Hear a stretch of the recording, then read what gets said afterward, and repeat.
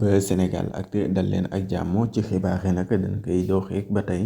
mbirum Ousmane Sonko dañ tay di ci wax benn yoon moom mi nga xam moo di Ousmane Sonko ak plan yi nga xamante ne si nag moo ngi koy teg pour rek ci élection présidentielle yi 2024 moom mi nga xam si moom moo di Ousmane Sonko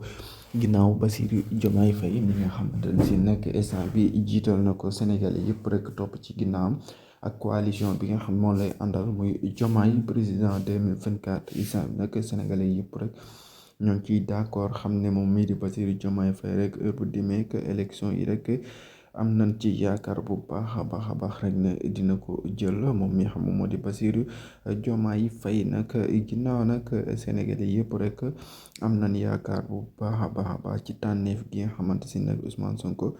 tànn na ko ki xam moo di Bassirou Diomaye Faye pour mu doon candidat élection présidentielle yi 2024 moom mi xam moom moo di Bassirou Diomaye Faye le 25 février incha allah ñu xool nag ba xam kan mooy jël li nga xam se ne moom moo di élection